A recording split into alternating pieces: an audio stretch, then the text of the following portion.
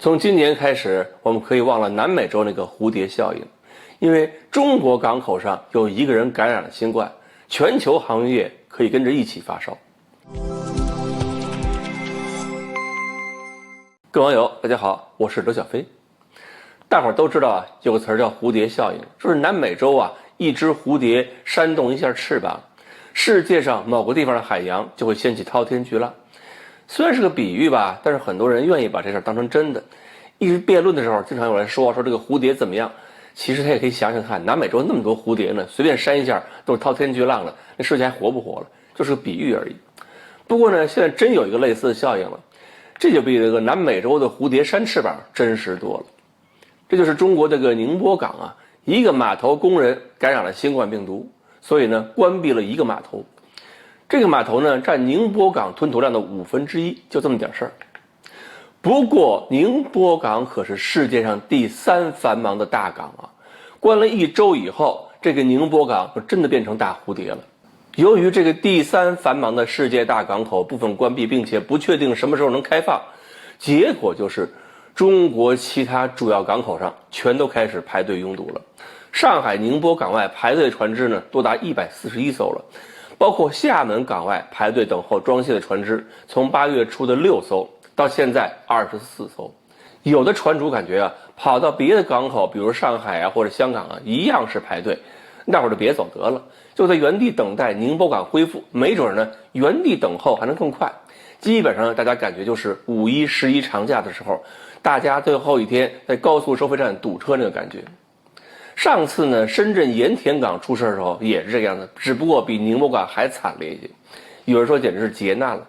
还有人感觉呢，就是盼着这个盐田也好，盼着宁波也好，以后别出事了，赶紧重新开放，能够缓解一下这种全球的拥堵。由于这个港口拥堵啊，现在是积压货物也多，造成的结果就是不仅产品价格要涨，运费也要涨，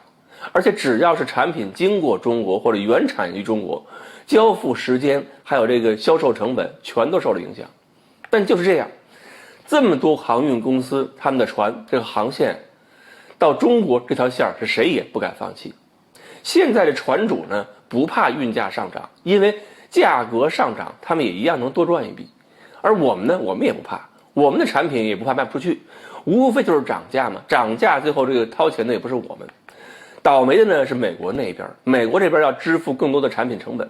而且呢那边由于铁路运输出了问题，大量集装箱还积压在美国内地，铁路公司又对码头的运输进行了限流，所以现在船主这边呢也是很痛苦。他们现在在美国，有些船主是宁肯卸货以后把集装箱扔在美国内地，空船回中国拉货，也不愿意等着装上美国货再往中国运，因为在美国空船等着美国货上船的时间啊，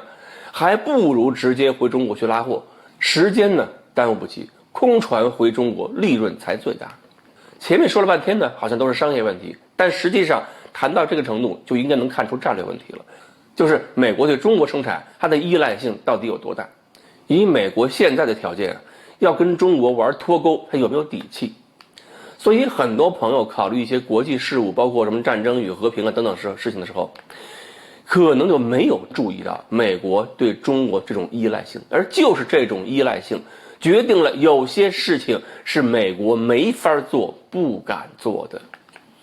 其实呢，我们老说4个自信，自信到今天应该是看到了，我们一手靠着贸易，一手靠着强军，现在我们根本不用担心对手会玩那些低效果并且高成本的，而且是顺带自杀的把戏。所以网络上哪些说法是真，哪些说法是假，哪些会是对手下手打击的方向，而哪些又是对手必须跟中国合作的领域，就要把这些分析清楚。而想要把这些分析清楚，类似宁波港这样的大蝴蝶会扇出什么样的波浪，对方必须考虑清楚的事情，我们也必须要考虑。好，